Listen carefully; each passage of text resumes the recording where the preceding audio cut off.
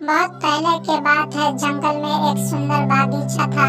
उस बागीचे में तरह तरह के पक्षियाँ रहती थी।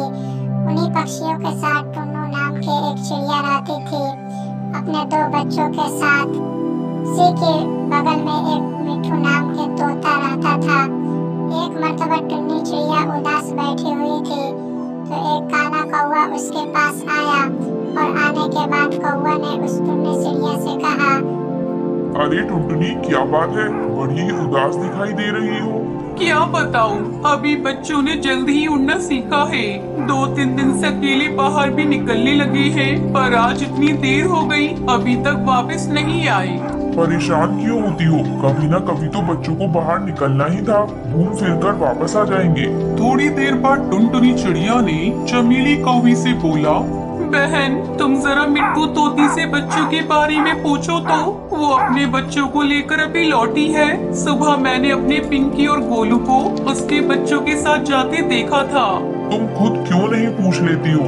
टुनटुनी उदास होकर बोली, तुम तो जानती हो वो मुझसे ठीक से बात भी नहीं करती। पता नहीं क्यों हर वक्त कटी कटी सी रहती है।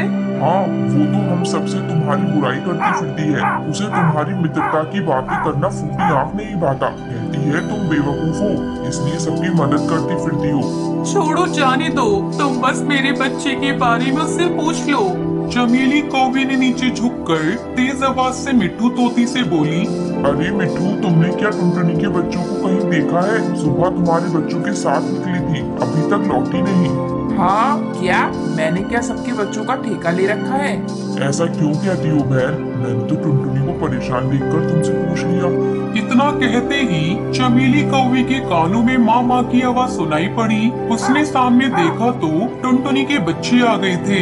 बच्चों को देखते ही टुनटुनी की उदासी छू मंतर हो गई। वो अपने दोनों बच्चों को डांटने लगी, मैंने तुम लोगों को जल्दी वापस आने को कहा था ना, इतनी देर क्यों लगा दी?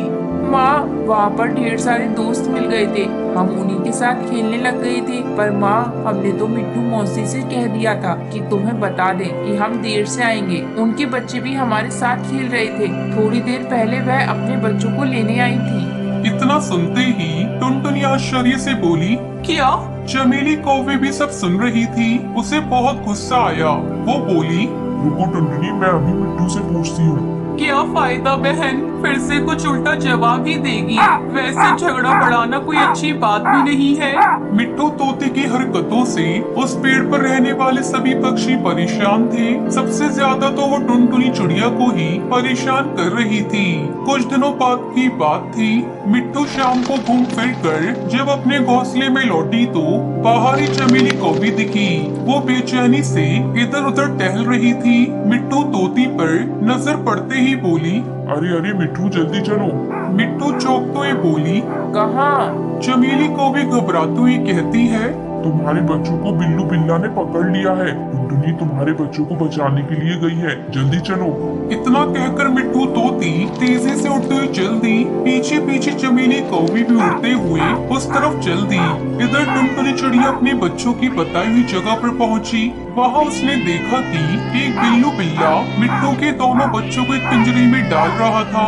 ये देखते ही टुनटुनी चिड़िया अपने बच्चों से बोली, बेटा चलो, यही मौका है। हम सबको एक साथ इस बिल्लू बिल्ला के ऊपर पत्थर फेंकने होंगे।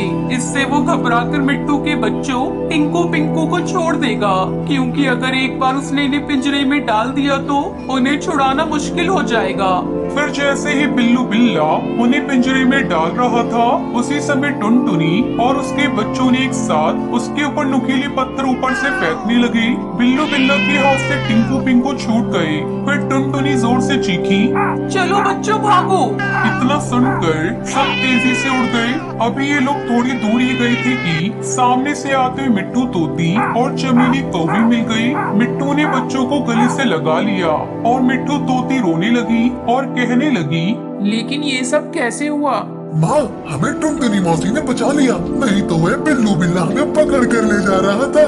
उसके बाद टुनटुनी आगे की सारी कहानी सबको बताती है। उसकी बातें सुनकर मिट्टू की आंखों से पश्चाताप के आंसू गिरने लगी। वो हाथ जोड़कर टुनटुनी से बोली, टुनटुनी मुझे माफ कर दे। बहन, मैंने हमेशा ही तुम्हें गलत समझा, तुम्हें हमेशा भला बुरा कहती रही, तुम्हारे बच्चों को फूटी आंख देखना पसंद नहीं किया, फिर भी तुमने मेरे बच्चों की जान बचाई। ऐसा ना कहो, मेरी जगह कोई भी होता तो वो ऐसा ही करता। हर कोई ऐसा नहीं होता, मैं भी ऐसा नहीं करती। अब मैं समझ गई कि सब तुम्हारी प्रशंसा क्यों करते हैं। तुम दोनों यही बातें करती रहोगी या घर भी चलोगी? सब पक्षी अपने घोंसले में वापस आ गई और मिट्टू पहले से बिल्कुल बदल चुकी थी। वो टुनटुनी के बच्चों के साथ साथ उस डाल पर रहने वाले सभी पक्षियों के बच्चों से प्यार करती थी। सारे पक्षी अब टुनटुनी की तरह मिट्टू की भी प्रशंसा करते थे।